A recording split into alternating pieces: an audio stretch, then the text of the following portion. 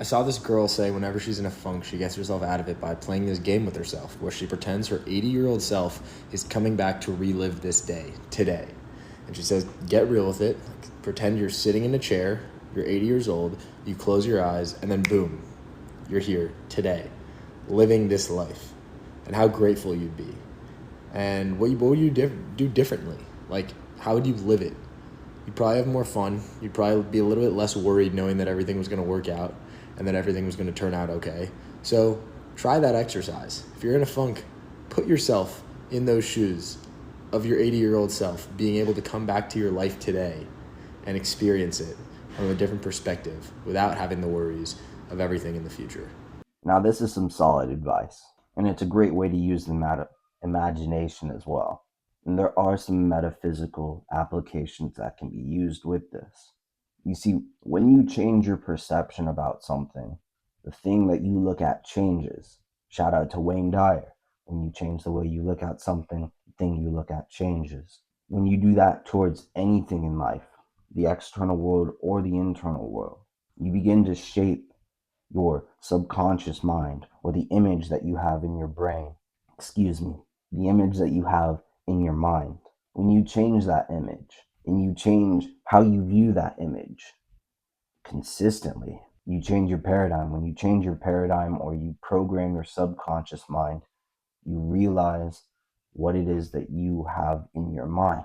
That being said, by looking at a perception or perspective of your life that is carefree, to where you're not worrying about everything, where you're not scared about everything, and when you're grateful for who you are and what you have, and you appreciating every moment, when you enjoy each and every day, even as if it's your last day, because no one is promised tomorrow. Tomorrow is simply a concept. It's what we think. There is no such thing as tomorrow, and there is no such thing as the past as well. All we have is this present moment, and we experience this present moment, this inescapable happening in this phenomena that we call life, and we experience it through the remainder of our lives.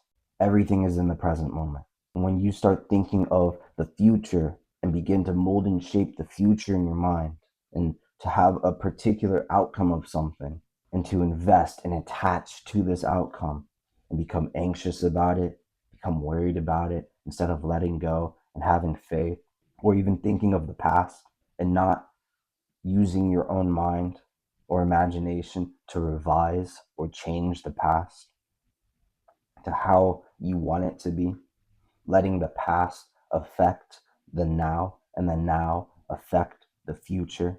When you're not your past, you are who you choose to be today, here and now.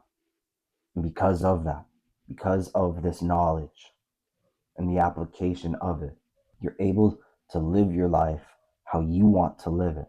You're able to enjoy each and every moment, each and every day, and see it as a gift, and to be grateful for it, that you get to experience this life rather than I have to live this life, rather than all this bad stuff's happening to me and I can't do anything about it. It's as simple as changing how you view life, how you view yourself, and how you choose to move forward rather than completely moving backwards or in the wrong direction. For sometimes in life, you have to take 2 steps back to take 10 steps forward. Shout out to Nipsey Hussle.